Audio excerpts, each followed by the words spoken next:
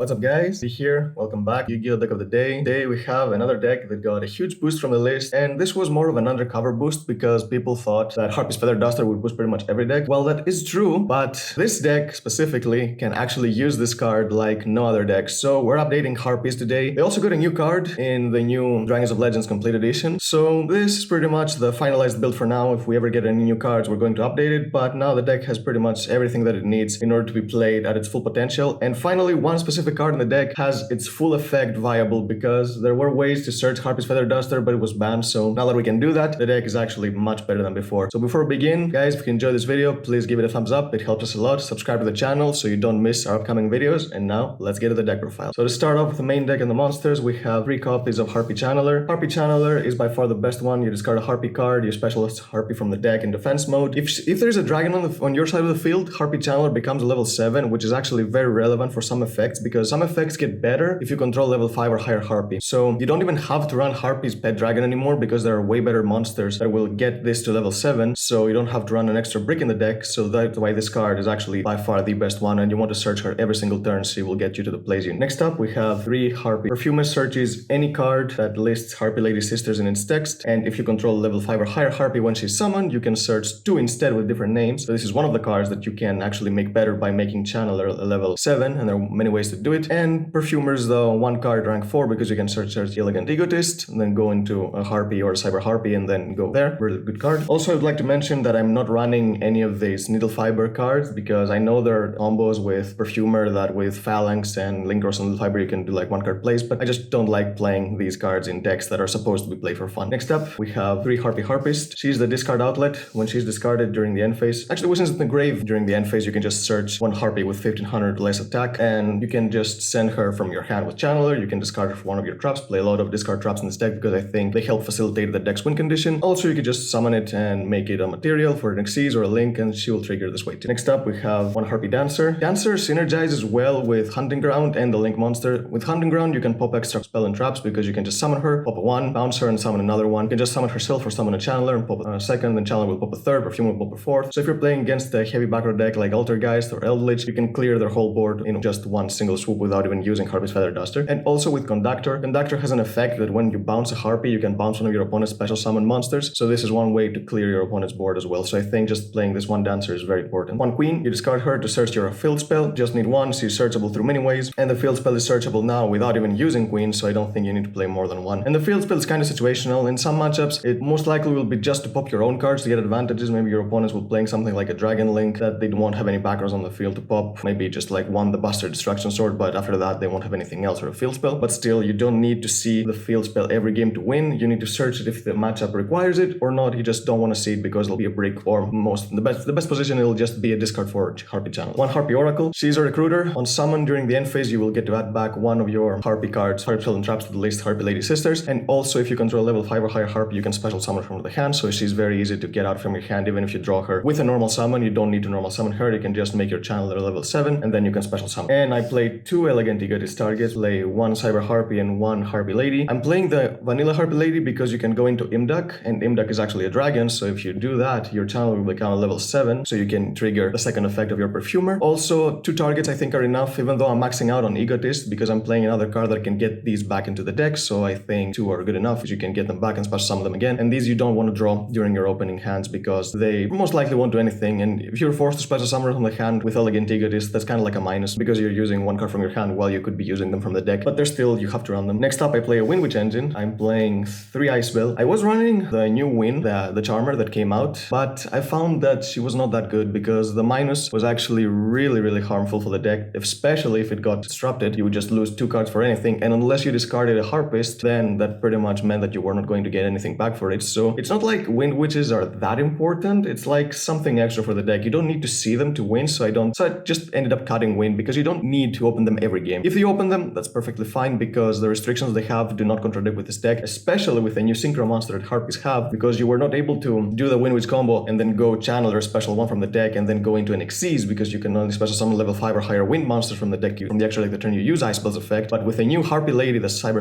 / Harpy Lady, you can actually have an extra monster on the field that's a disruption, so that's really nice. And also the burn can sometimes be very crucial in time. Play 1 Glass Bell. You don't need to play more than 1. The good old days where we used to play 2 Glass Bells when we were playing like something like deck in Vortex Fire Wind Witch did not exist anymore. If you normal summon a Glass Bell, and that's it, you're gonna get OTK during the next turn, so you don't want to see her, you just want to summon her with your Ice Bell. And of course, one Snowbell to summon your Crystal Wing and make it indestructible by card effect. And the last monster I play is one Barrier Statue of the Stormwinds. This card is a win condition because I play a lot of traps that can protect it from attacks. So if you just have a Channeler, you can go into Seymour. Seymour will get this from the end to the end phase from your deck, then protect it from one turn by an attack, and then Seymour will keep getting you more advantage during each end phase, and that's pretty much how you overwhelm your opponent. So if you draw one of those traps, then that's pretty much what you want to do. If you don't, you can just go into Synchro or other Xyz plays, but this card can actually win you a lot of games just by itself. For the spells, I play 3 Hysteric Sign. This is probably the best card in the deck. Not only does it search Inelegant Egotist on activation from your deck or graveyard, but it also, when it's sent from the field or hand to the grave during the end phase, you can get 3 Harpy cards from your deck to your hand with different names. You cannot use both effects during the same turn, and the effect to add Elegant Egotist is mandatory, so you can just pretty much set this instead if you want it destroyed. But there are plenty of ways to destroy it, there are plenty of ways to discard it. This is why I think that discard traps are so good in this deck, because if you just have this and you can just discard a card, then you can get insane advantage during the end phase. And there's one particular card that you can search that will pretty much win you most of your matches. So I think you need to max out on this 100%. Now, something that a lot of people don't really do, unless they're playing like something super home heavy, is play 3 Elegant Egotist. I like 3 Elegant Egotist because it just extra advantage on the field. If your monster gets stopped, then you can just use this to get another monster and go for rank 4 play. The only bad thing about Egotist is that if your Perfumer or your Channeler gets Veilered or Impermed, their effect to count as Harpy Lady, it's stopped, so you cannot actually use Elegant Egotist anymore because you do not control a Harpy Lady. But if they're stopped in any other way, if they just Ash the Channeler, then you can use this to get another monster on the field. And it's actually a really good card, and it's almost per turn, so I think maxing it out is really, really important. Here is the new card, not so new, but new for the deck, Harpies Feather Duster, searchable, full backer removal for your opponent. This card is so good in this deck. You have 2 ways to search it. Hysteric Sign is not the only way to search this card, but still this gives you a win button against control decks, and against combo decks, you can just discard it with Channeler, so it's not like super dead if you draw it, because this card is a Harpy card. So yep, I think having this card back is actually feels really nice. The extra backer removal is Harpies Hunting Ground, searchable way with your Queen or your Perfumer. You can just activate it, it will boost all your Harpies, and each time a Harpy Lady is summoned, you pop a back row, you can pop your own, so you can destroy your Hysteric Sign to get searches. If you don't have anything else and you don't want to pop your own back row, you can just pop this during the late game, so you don't have to pop something that you don't want to pop. But if your opponent is playing a back row deck, like I said, you're just going to blow them out with this card. And the last spell is one Feather Rest. This is a searchable Pot of Avarice. Technically, you recycle 3, you draw 1. If you control levels 5 or higher Harpy when you use this, you draw 2 instead, so this is another really good way to get advantage by making Channeler a level 7. And this is searchable, of course, so you usually use it to put back the Harpy Lady and the Cyber Harpy Lady, so you have more targets for your deck for your Elegant Egotists. But you can also, during the late game, recycle Channelers, recycle Perfumers if you've run out of them, so you can just get them back, draw cards, and keep the engine going. For the traps, first of all, here is one of the most powerful archetype-specific cards that has ever been printed, Harpies Featherstorm. This card is absolutely insane. If you control a winged beast, you can activate it. All your opponent's monster effects for the turn are going to be negated. If you control a Harpy, you can activate this from your hand, so you can just not be afraid that this will be so Cosmic Cyclone or anything before your opponent starts doing anything. So what if you wait your opponent to commit to some good monsters like Needle Fiber or Linkros and you just use this, not only will negate that monster, but they will not be able to use any other effect monsters for the rest of this turn. Also, this card has a second effect that it was not actually usable up until now. If this card is destroyed by your opponent, you can search a Harpies Feather Duster from your deck or graveyard to your hand. So not only can you search Duster, but you can use it even after you've already used it in a duel. So now you have reason to set this to just bait your opponent into using a Twin Twisters or their own Harpies Feather Duster into this. You will chain it, your opponent will not be able to use any effects for the turn, any monster effects actually, and then you will get a search for Harpies Feather Duster. So this card is really important and really powerful for the deck, and it's searchable with Hysteric Sign. Now I play a lot of battle traps, like I said, not actual battle traps, but traps that discard from the hand. So I think you need to play a lot because they have 2 purposes. They protect your barrier statue, so you can win this way, or you can just use them as a disruption that will discard cards like Harpist, like your Hysteric Sign. I will give you pluses during the end phase, so you need to play a lot of them. Discarding in this deck is actually a plus, not a minus, so I think you need to play a lot. So play 3 Dino-Miscus because it's of course the most generic, the most powerful one, because it banishes both face-up back rows or monsters, so it's a really good, and it recycles itself from the grave when you use another trap, so you have another 1200 beater to attack your opponent with. Next up, play 2 Phoenix Wing Windblast, another good card. This is more of an old school card. I really like it. I think it's really good because it'll put your opponent back in one turn. If you just put back something that they don't want to draw during the next turn, then we'll have a dead card top deck, so it's another really good card. And the last trap is Karma Cut. This card is not as good as Dino-Miscus, but against some matchups it can be even better. Your opponent's playing something like Invoked and they have a lot of Alistairs in the grave because they've used them to bump up a monster, and they summon another one to try to search. If you spring this and you banish all 3 Alistairs from the field and the graveyard, then sometimes this can be enough enough to single-handedly win you the game, so I think this card is really underrated and you should be thinking about playing it if you wanted to include cards like this. And I'm playing, of course, 3 Trap Trick because all these traps, especially Harpies Featherstorm, are so important, so you need to have access to them as quickly as possible, and you have so many targets with these cards that you don't even mind that it will be dead. It will never be dead. You have 4 traps that you can get, so it's really good. You can include other cards if you want. You can include cards like Ice Dragon's Prison if you feel like you need that. This card gives you access to pretty much any normal trap, so you can adjust the deck however you like. And now for the extra deck, we start with a Link monster. We play 2 copies of Harpy Conductor. She's really good. The first part that's good about her is that she requires wind monsters and of Harpies, so you can use cards like Imduck to summon her. Next, when your Harpy would be destroyed, you can just pop one of your back rows instead, so you can pop your Hysteric Sign to get searches. Also, if you bounce a Harpy, you can bounce one of your opponent's special summon monsters, so there's the synergy I said with Harpy Dancer. You bounce Dancer, you bounce one of your opponent's monsters, and then you summon another Harpy with Dancer's effect. So this card has a lot of utility for the deck, and it's a Harpy, so you can use Featherstorm from your hand if this is the only monster you have on the field. Next up, one Imduck. Imduck is here for utility. You summon this using the Vanilla Harpy Lady, and then you can make this, and then your Channeler will be level 7, so you can then use Channeler's effect to summon your Perfumer. This will give you 2 searches, so if you open a Channeler and an Elegant Egotist, then you can get a lot of pluses with this card, and then you can use this card as link material to go into Conductor because it's a wind monster. Next up, play 1 Romulus. I do not use Romulus for its effect, I just use it because it's a dragon and it's a wind. This is the only reason I use this as a link too, so that you can link climb into better monsters with this. If you want, you can use Divine Lance, you can use the combo, but like I said, it's personal preference. I do not really think that I need to include